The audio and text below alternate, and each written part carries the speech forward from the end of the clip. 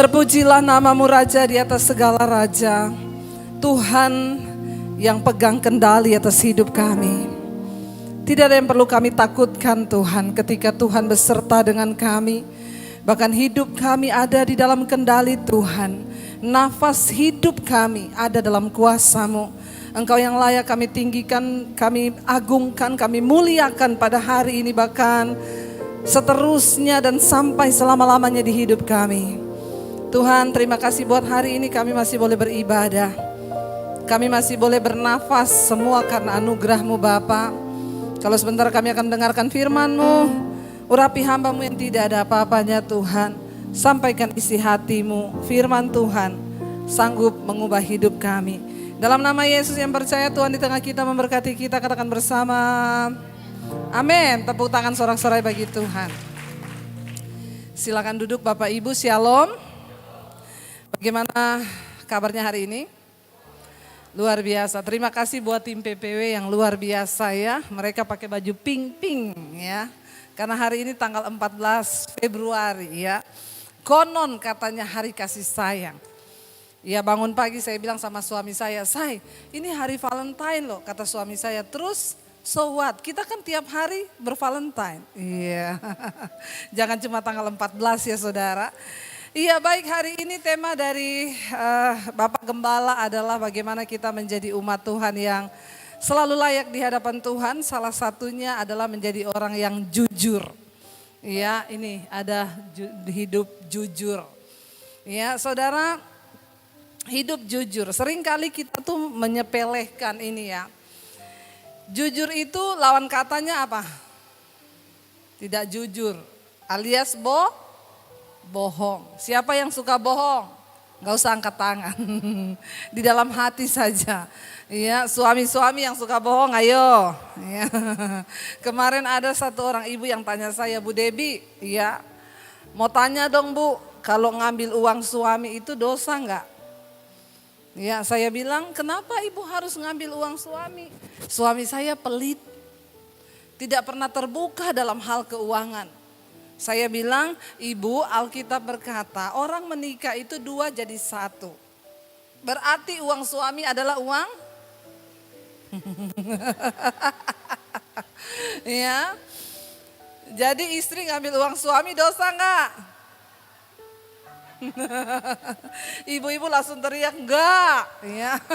Katanya, makanya bapak-bapak yang namanya keuangan itu harus jujur. Jadi tidak perlu simpan di kaos kaki. Ya, sampai ada bapak-bapak yang konseling sama saya bingung mau simpan uang di mana Bu. Saya taruh di bank, istri saya ketemu ATM-nya. Saya taruh di bawah kasur, dia temuin juga. Terakhir di kaos kaki, hilang kaos kakinya Bu. Saya bilang, "Bapak hidup kok sampai ribet begitu ya." Kita nih perlu hidup jujur. Hidup jujur tuh enak. Orang yang hidup jujur itu plong, gak ada yang disembunyikan, gak ada kebohongan. Ya pokoknya orang hidup jujur itu banyak berkatnya lah. Kita mulai dari yang terkecil dalam hal keuangan, semua mau jujur. Demikian ibu-ibu, kalau dipercayakan uang suami juga, jangan uang dipakai untuk kepentingan pribadi, amin ibu-ibu. Gak ada aminnya. Tadi dibilang jadi 1 uangnya gak apa-apa, semua teriak amin ya. Begitu dibilang jangan pakai untuk kepentingan. Kenapa suami itu tidak percaya? Amsal 31 berkata begini, istri yang cakap itu mahkota suaminya. Istri yang takut akan Tuhan. Hati suaminya percaya kepadanya. Kenapa? Karena suaminya tidak pernah kehilangan keuntungan. Saya yakin kalau kita menjadi istri yang dipercaya gak perlu nyolong uang suami, amin ibu-ibu.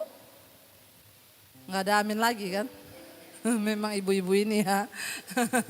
Ya.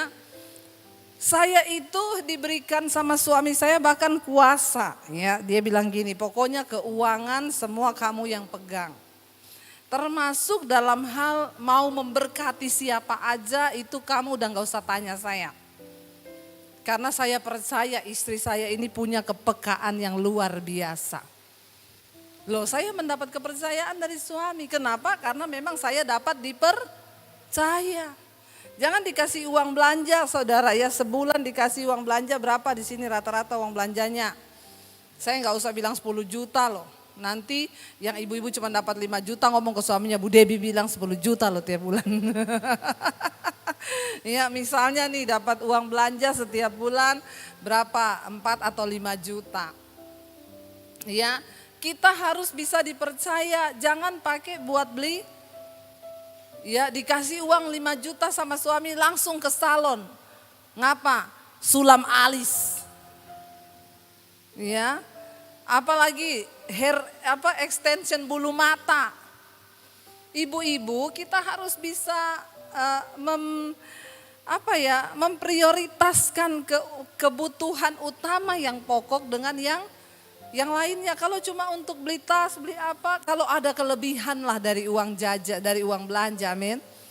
Ya, supaya suami juga bisa percaya. Nah, judulnya adalah orang yang hidup jujur. Mari kita buka bersama Mazmur 37 ayat yang ke-37 mulai sampai dengan ayat yang ke-40. Mazmur 37 ayat 37 di sana dikatakan begini saudara ya. Perhatikanlah orang yang tulus dan lihatlah orang yang jujur ya. Sebab pada orang yang suka damai akan ada masa depan. Tetapi pendurhaka akan dibinasakan bersama-sama dan masa depan orang fasik akan dilenyapkan. Ayat 39. Orang-orang benar diselamatkan oleh Tuhan, ia adalah tempat perlindungan mereka pada waktu kesesakan. 40, Tuhan menolong mereka dan meluputkan mereka. Ia meluputkan mereka dari tangan orang-orang fasik dan menyelamatkan mereka sebab mereka berlindung kepadanya. Ayat 37 tadi berkata, coba kita kembali ya. Di sana perhatikanlah orang yang tulus dan lihatlah ya kepada orang jujur. Ayat 37. Sebab pada orang yang suka damai ada masa depan. Ya, siapa yang memiliki masa depan dalam hidupnya? Orang yang jujur dan orang yang tulus. Orang hidup jujur itu pasti tulus ya. Jangan suka berbelit-belit dalam hidup ini. Rempong saudara, hidup itu sudah rempong. Ditambah dengan simpan dosa, simpan kebohongan. Orang suka bohong itu hidupnya gak tenang. Tapi kalau kita ini jujur, seringkali memang kejujuran itu menyakitkan. Tapi lebih baik jujur daripada bohong. Nah kemarin itu ada orang konseling sama saya, Bu Debi, iya saya mau tanya nih Bu. Ya apakah dosa yang kami lakukan ini? Kenapa? Jadi begini ceritanya Bu. Beberapa waktu yang lalu kami sekeluarga terkena COVID Bu. Iya, jadi mama saya, papa saya, suami saya terkena COVID. Mama saya udah umur 70-an. Ketika pertama kali dia dan papa saya yang terkena, singkat cerita papa saya meninggal. Ya, jadi ya mama saya sendirian. Nah, suami saya juga akhirnya terjangkit dan diopnam di rumah sakit yang berbeda. Setelah papa saya meninggal, suami saya meninggal. Lah, setelah mamanya keluar rumah sakit nanyain terus, ya anaknya ini mana, sudah sembuh apa belum? Jadi mereka jawab masih diisolasi mah di rumah sakit. Padahal udah meninggal. Yang laki ini. Ya terus besokan nanya lagi gimana kabarnya? Kok belum keluar-keluar dari rumah sakit? Saya aja udah sembuh, ya. Iya mah nggak tahu nih agak lama.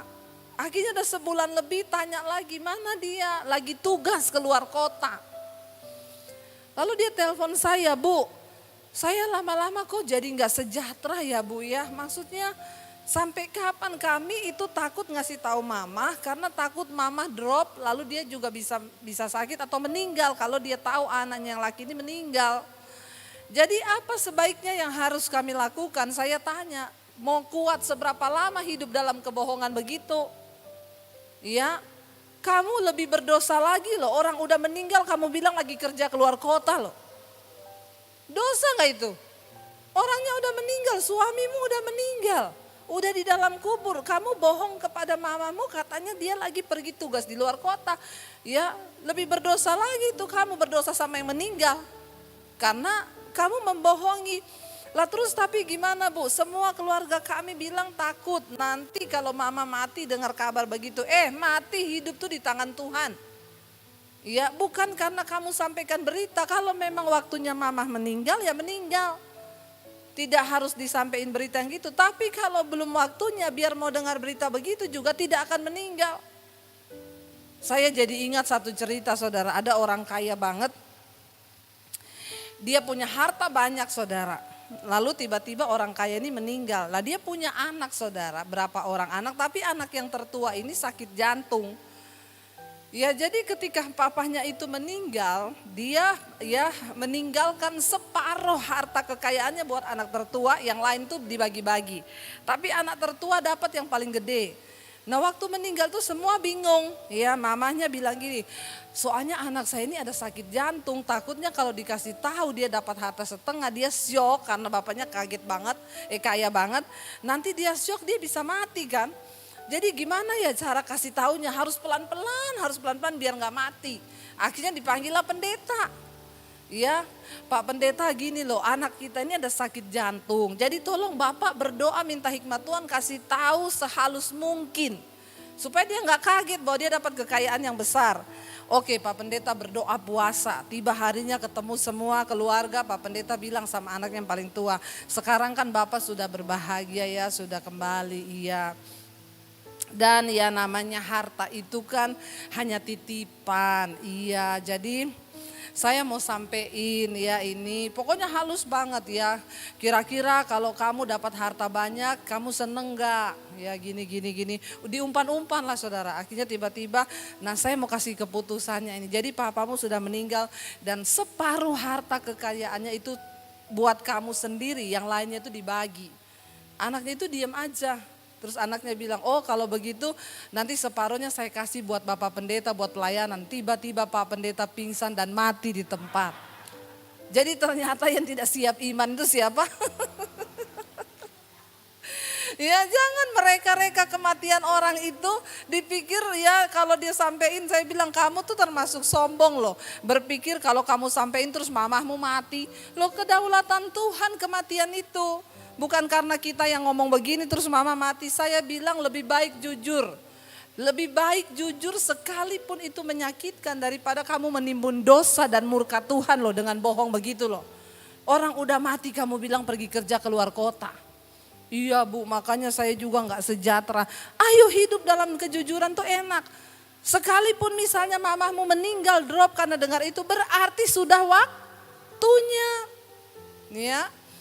Hidup jujur itu enak saudara, jangan menyimpan kebohongan. Yang namanya kebohongan itu pasti akan terbongkar satu saat nanti. Tetapi orang yang jujur itu dikatakan di sini apa?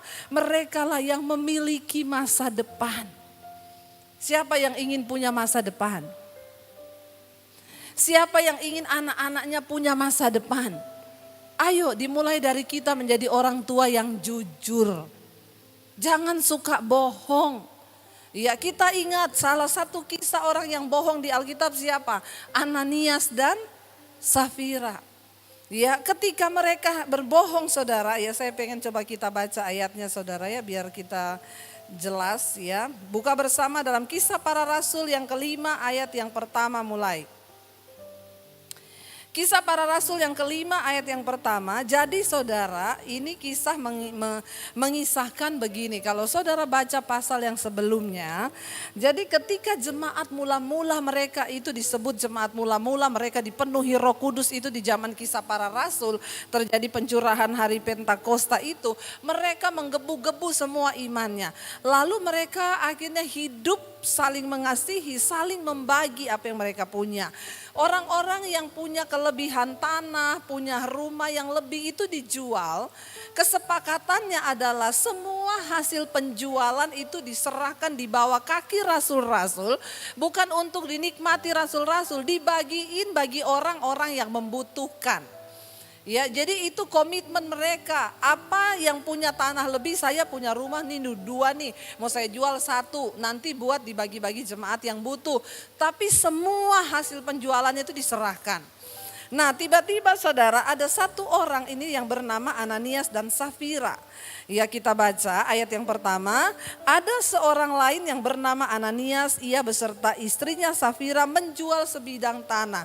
Kenapa di sini dikatakan ada seorang lain? Karena pada pasal yang sebelumnya sudah dikisahkan di sana bahwa ada Barnabas ya yang menyerahkan sebidang tanah, uangnya dijual, demikian pula Yusuf. Mereka menjual.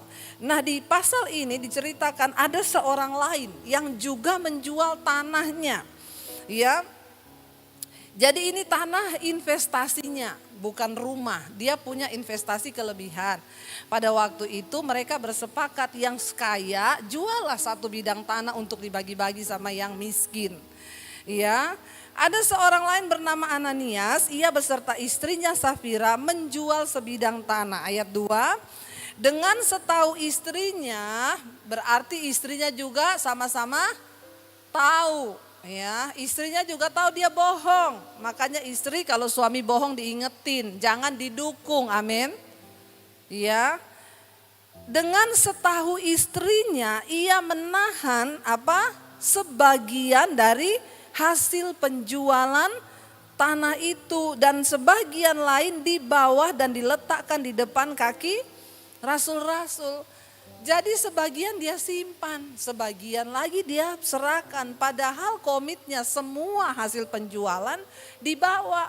Ya, kalau kamu ndak mau, ya mending ndak usah jual. Gitu loh ya. Ayat yang ketiga, Petrus berkata, Ananias, mengapa hatimu dikuasai iblis? Ayat yang ketiga, ya multimedianya tolong minum kopi dulu, kayaknya telah terus ya. Ayat yang ketiga berkata, tetapi Petrus berkata, Ananias ya, mengapa hatimu dikuasai iblis sehingga engkau mendustai Roh Kudus dan menahan sebagian dari hasil penjualan tanah itu. Ayat 4, selama tanah itu tidak dijual, bukankah itu tetap kepunyaanmu? Lah nek kamu tuh ndak tergerak ngasih, menjual ndak usah. Daripada mau terlihat memberi tapi membohongi Tuhan. Ya, jadi Petrus bilang selama tanah itu tidak dijual, bukankah itu tetap kepunyaanmu? Ya, dan dia bilang dan setelah dijual pun bukankah hasilnya itu tetap dalam kuasamu? Atau bisa ngomonglah ke rasul-rasul, saya jualnya itu 2M. Tapi saya sumbang 1M ya, 1M-nya buat saya. Lah itu afdol karena kamu gak bohong. Daripada kamu simpan separoh tapi kamu ngomong lakunya sekian tok. Itu dosa. Amin. Ya, jadi saudara, Petrus bilang kalaupun udah kamu jual, ya itu kan tetap dalam kuasamu. Gak ada orang yang minta. Yang lagi dibahas di sini, ya sebenarnya bukan soal dia harus kasih semua atau tidak kata Petrus. Tapi jangan kamu bilang itu sudah semua dari hasil penjualanmu padahal separuh kamu tahan. Ya, bukankah itu tetap dalam kuasamu? Mengapa engkau merencanakan perbuatan itu dalam hatimu? Engkau bukan mendustai manusia tetapi engkau mendustai Allah.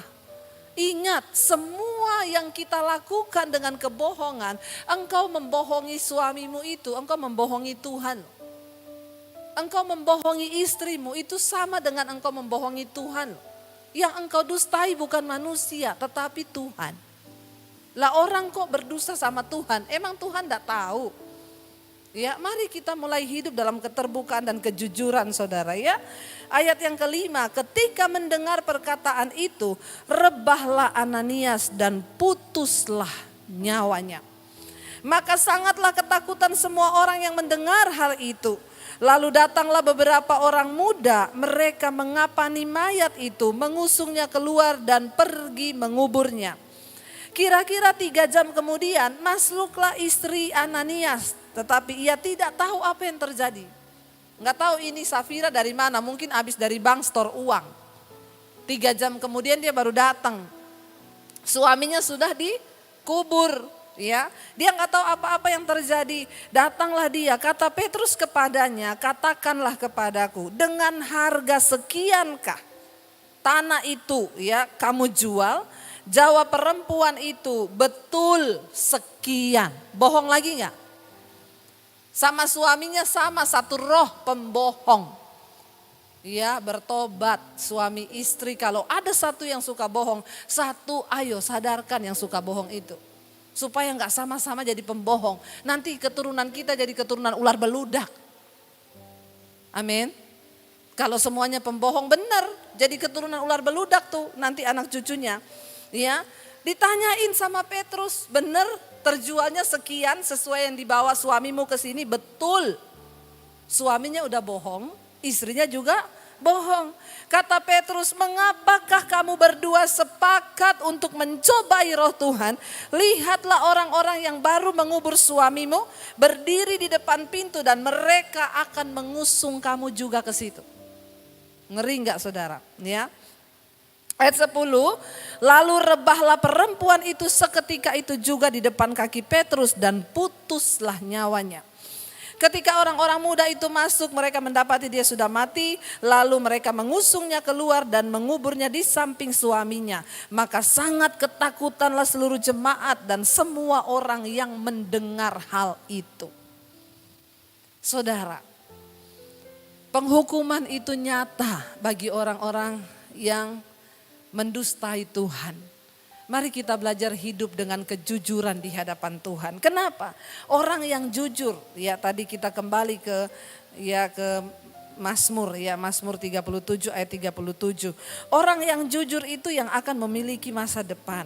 Tapi kita lihat tadi kisahnya mengerikan, orang yang berdusta sebaliknya dan berbohong. Ya, masa depannya kebinasaan, mati. Mari kita belajar suami istri, kita hidup dalam jujur, kejujuran. Dimulai dari hubungan yang terkecil ini dulu, jangan suka bohong. Lebih baik menyakitkan tapi enggak bohong. Ya, kalau orang mau pinjam uang sama saudara, contoh, ya Bu, saya mau, ada orang datang sama saya, Bu pinjam uang dong, saya ada kebutuhan, pinjamnya berapa?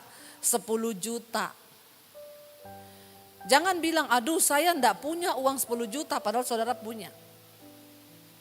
Ya, jadi bagaimana menyiasatinya? Maaf, saya belum bisa bantu kalau 10 juta.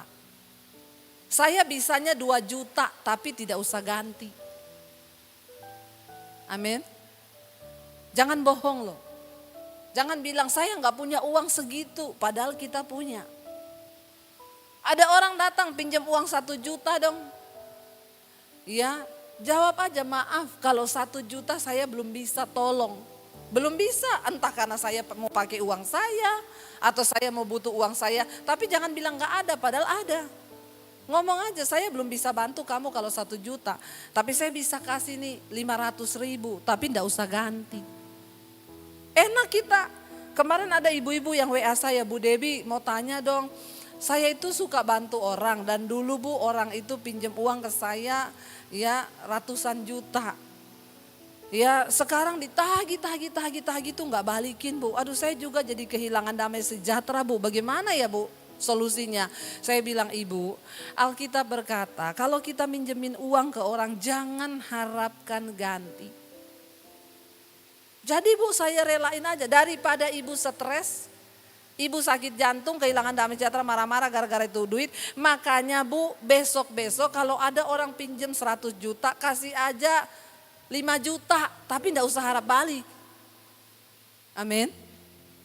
Karena kalau kita sudah minjamin, jangan harap kembali loh. Apalagi bikin status di Facebook. Ini orang pinjam duit nggak tahu balik-balik. Ya. Udah gitu ya ucapkan selamat tahun baru, nggak usah ucapin selamat tahun baru, gak bayar dulu utangmu. Ada loh orang itu saya baca status orang Kristen lagi. Ya nggak usah sok ngomong tahun baru, harapan baru, yang penting bayar dulu utangmu tahun yang lama. Ya saudara, akhirnya hidup nggak jadi berkat, nagih-nagih utang di sosial media. Saya bilang kalau kamu minjem, Alkitab bilang kalau kamu meminjamkan sesuatu jangan harapkan kembali. Tapi juga gak bisa bohong. Ya saya menerapkan ini, enak hidup saya. Saya gak usah mikir dia mau balikin duit lalu saya sakit hati kalau dia gak balikin. Saya memberi dia serelanya saya, tapi saya juga nggak bohongi. Saya nggak bilang saya nggak punya uang segitu. Saya belum bisa tolong kalau segitu. Iya. Jadi saudara, kita hidup yuk dengan apa adanya, terbuka di hadapan Tuhan. Saya mau kasih satu kisah saudara, sebelum habis waktunya, itu orang sudah berdiri di belakang sana. Ya saudara, ya. Jadi begini saudara, ada satu kisah yang benar-benar ya akan membawa kita ini untuk hidup jujur. Ini terjadi berapa tahun yang lalu waktu saya masih ada di Solo. Satu kali suami saya itu mau pakai kredit card, dicari-cari di dompet nggak ketemu saudara. Ya lalu saya bilang, kamu ingat dulu, terakhir itu kamu pakai buat apa? Akhirnya diingat, terakhir aku pakai itu hari Jumat. Di mana? Di salah satu perusahaan untuk membayar sesuatu, jadi dibayar pakai kredit card itu. Oke, berarti di kantor itu saya telepon sekretaris di kantor itu yang waktu itu menggesek kredit card suami saya. Mbak, iya. Ini hari Jumat lalu kan kami ada ke kantor situ. Mbaknya waktu itu ada gesek pembayaran pakai kredit card suami saya. Iya. Mbak, itu ada ketinggalan gak ya kredit card suami saya di situ atau tercecer? Waktu zaman itu masih pakai tanda tangan, belum pakai PIN ya. Oh enggak ada tuh Bu, saya ingat kok, saya kembalikan kredit card itu, saya yang kembalikan sama Bapak. Dan Bapak ambil dimasukin dompet, saya nggak mungkin lupa. Oh ya udah, berarti tercecer di tempat lain, ya udah makasih ya Mbak ya, iya. Saya cari-cari nggak ketemu, akhirnya teleponlah kita ke bank yang bersangkutan. Saya telepon, Mbak mohon saya mau lapor kredit card suami saya hilang, atas namanya siapa-siapa ini. Oke, dia minta penyamaan data kan, saya kasih. Oh Bu, maaf ya, Ibu bilang tadi dipakai hari Jumat, iya. Tapi ini hari Minggu kemarin ada pembelanjaan sekian juta. Padahal itu kami baru tahu Senin kan. Hari Minggu ada pembelanjaan, siapa yang make ya Mbak? Waduh, saya sih nggak tahu ya, tapi ini ada pembelanjaan di mall ini, pembelanjaan sekian, di hypermart ini, pembelanjaan sekian. Oh ya udah, itu hypermart yang mana ya Mbak, bisa nggak kasih tahu alamatnya? Oh iya ada nih hypermart ini, saya pergi ke sana. Dulu saya kan mantan saudara. Penyelidik. Ya, lalu saya ajak suami saya ketemu sama orang hypermartnya, manajernya saya minta ketemu. Oke Pak, saya ada kasus begini Pak. Tapi hari Minggu kemarin kredit card itu dipakai di hypermart, pembelanjaannya saya catat kan, saya minta data dari orang bank. Pembelanjaannya 6 juta sekian. Oke, dicatat, saya tanya, ini boleh nggak ditayangkan di CCTV? Kan ada CCTV. Kasirnya itu nomor berapa, orangnya siapa? Saya cuma pengen tahu. Lalu dia bilang gini, maaf Bu, kami itu menyalahi kode etik. Oke, kalau kamu tidak mau memberitahu orangnya siapa dan tidak mau bukain CCTV, saya bawa polisi ke sini. Waduh Bu, jangan dong Bu, nanti rame. Lah makanya izinkan saya lihat. Daripada saya bawa polisi. Oke Bu, tapi Ibu tanda tangan surat dulu bahwa ini tidak akan dipermasalahkan lewat hukum. Jangan bawa polisi ke sini. Oke, saya tanda tangan mana, tapi izinkan saya masuk. Saya cuma pengen lihat aja siapa orangnya. Oke, akhirnya dikasih. Ya, kita tanda tangan surat, saya masuk di ruang CCTV. Itu ruang kecil, hanya ukurannya 1,5 meter kali 2 meter kayaknya. Tapi semua isinya monitor. Ya, TV kecil. Jadi dari ini Bu, pembelanjaan 6 juta sekian ada titik komanya, itu ada di kasir nomor 7. Ini Bu, tayangannya hari itu jam 2 siang. Hari Minggu, ini orangnya, saudara, sekretaris di perusahaan itu. Dia pakai baju hijau, pakai tas hitam, rambutnya dikucir. Saya bilang, saya bisa minta print outnya enggak? Pembelanjaannya, dia beli lemari, ya belanja saudara, ya kan ini rezeki nomplok ini ya. Dia belanja semua, lalu setelah itu dia naik ke matahari di atas, dia belanja pakaian, ya pokoknya itu luar biasa lah. Oke, saya minta semua data struk pembelanjaannya sama foto yang pas dia lagi di CCTV, jadi dibikinin mereka semua. Saya keluar dari mall itu, Saya telepon sekretaris itu. Saya masih berharap satu saja, dia jujur ngomong minta maaf, tidak saya ramein. Saya telepon, Mbak, ya, gimana Bu masalah kredit card Bapak sudah ketemu? Mbak, saya mau tanya satu kali lagi Mbak. Mbak benar-benar nggak tahu sertifikat itu ada tercecer atau di situ atau soal kredit card suami saya Mbaknya nggak tahu. Ya Allah Bu, demi Allah. Hati-hati ya, bersumpah demi Allah. Alkitab berkata mata Tuhan menjelajah ke seluruh bumi, melihat orang baik dan orang jahat. Dan mata Tuhan melebihi kecanggihan CCTV manapun juga yang bisa menembusi bahkan sampai kedalaman bawah tanah. Di bapak-bapak hati-hatilah. Bapak-bapak mau ke hotel mana di bawah tanah pun mata Tuhan melihat seperti CCTV tercanggih. Engkau tidak akan lolos dari penghukuman. Demikian juga ibu-ibu, engkau nyolong-nyolong uang suami. Ya, mending jujur. Akhirnya dia bersumpah-sumpah demi Allah. Ya sudah Mbak, kalau memang Mbak tidak tahu. Tapi sekali lagi saya tanya, saya masih mau kasih dia kesempatan. Bener Bu, bener. Saya ingat saya kasih ke Bapak itu. Oke. Saya telepon bosnya, karena kebetulan bosnya itu kenal baik sama saya. Bu, saya kemarin gini-gini, oh iya jadi gimana itu, saya dengar dari sekretaris saya katanya kredit cardnya hilang ya, iya. Dan ibu tahu pelakunya siapa? Saya cerita, ini saya sudah mengantongi semua bukti dan foto dan segala macam. Oke, besok saya tunggu ibu dan bapak di kantor kami. Saya bilang Bu, ibu itu bekerja di salah satu perusahaan yang cukup ternama loh. Kalau ini kena ke semua orang bahaya loh Bu. Waduh, padahal kredit card saya semua saya percayakan dia yang pegang. Ah itu. Ya, bahaya. Dia itu saya tahu jujur Bu. Kami ketemu di ruangan. Beberapa pemimpin di perusahaan itu duduk di depan kami dan dipanggil. Saya sudah kasih semua bukti-buktinya. Di depan semua ditanya lagi, Mbak, kamu benar-benar tidak tahu dengan kredit cardnya Ibu Dewi dan suaminya? Enggak Bu, harus berapa kali saya jawab, ya Allah demi Allah saya bersumpah. Ada orang-orang yang tidak takut bersumpah demi nama Tuhan. Saya bilang gini, Mbak, kalau mau jadi maling harus profesional. Orang itu mau bohong juga butuh keahlian. Mbak, maaf ya saya langsung ngomong, Mbak, saya kemarin ya pergi ke hypermart dan hari Minggu mbaknya itu belanja pakai kredit card suami saya. Mbak pakai baju hijau, celana hitam, tas hitam, rambutmu dikucir. Total pembelanjaanmu sekian dan ini struk beserta foto-fotonya. Dia beli lemari dikirim ke rumah. Ada alamatnya lagi pengirimannya. Setelah itu mbaknya naik ke Matahari, mbak beli pakaian. Saya dari kemarin tanya sama mbak, saya berharap mbak mau jujur. Lalu dia nangis di situ. Tapi sudah terlambat. Ya, di antara semua bos-bosnya dia baru nangis. Dia bilang, iya saya minta maaf. Mbak, saya bilang. Orang itu kerja.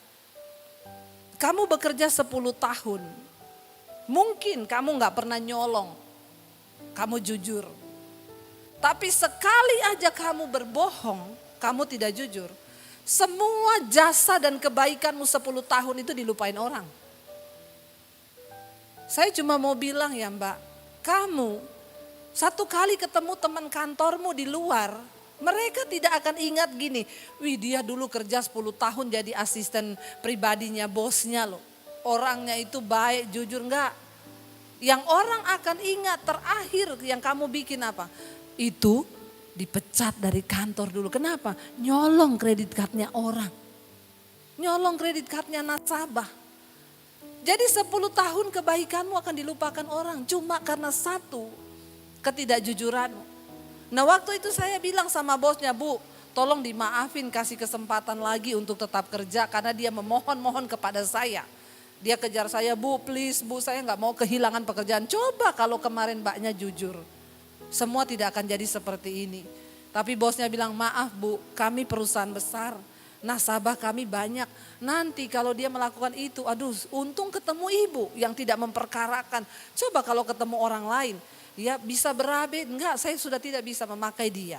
Saya cuma mau bilang dari peristiwa ini saudara, kita ini Alkitab bilang CCTV-nya Tuhan, itu mata Tuhan sendiri yang melihat setiap kita. Saya undang para imam musik untuk maju ke depan. Jadi saudara, mari kita belajar hidup dengan jujur di hadapan Tuhan dan di hadapan sesama. Supaya apa? Ayat ini tadi menjamin, perhatikanlah orang yang jujur. Ya, sebab pada mereka itulah ada masa depan. Kalau engkau mau melihat masa depanmu diberkati Tuhan, mari hari ini beresin semua yang tidak benar. Mari beresin semua ketidakjujuran kita, semua kebohongan, buang jauh-jauh. Kita mau hidup dalam perkenanan Tuhan. Mari bangkit berdiri bersama. Terima kasih Tuhan. Hidupku menggenapi firman-Mu, tanda mujizat sertai setiap langkahku. Kau bersamaku, di dalamku, jadi bukti kebesaran-Mu. Lebih lagi angkat tanganmu, katakan, hidupku menggenapi firman-Mu. Amin Tuhan. Tanda mujizat sertai setiap langkahku. Kau bersamaku, di dalamku, jadi bukti kebesaran-Mu. Berkati setiap mereka yang mau ambil komitmen untuk bertobat dan hidup dalam kebenaran-Mu Bapa. Kami mau tinggalkan semua hal yang menjadikan kutuk, bahkan penghalang berkat. Kami mau melangkah di dalam berkat Tuhan. Dalam nama Yesus yang percaya diberkati, katakan bersama. Amin. Jika Anda diberkati dengan channel saya, jangan lupa tekan tombol subscribe. Dan jangan lupa like, share, dan komen. Dan jangan lupa untuk mengklik tombol lonceng di bawah ini. Supaya Anda mendapatkan pemberitahuan setiap kali saya mengupload video-video yang baru. Jangan takut karena gratis. Tuhan memberkati. Bila ku bersamamu, bila ku di dalammu, bila kau di pihakku, siapa lawanku? Di dalam dunia ini tiada sepertimu, tiada ku takut untuk selamanya. Bila ku bersamamu, bila ku di dalammu, bila kau di pihakku,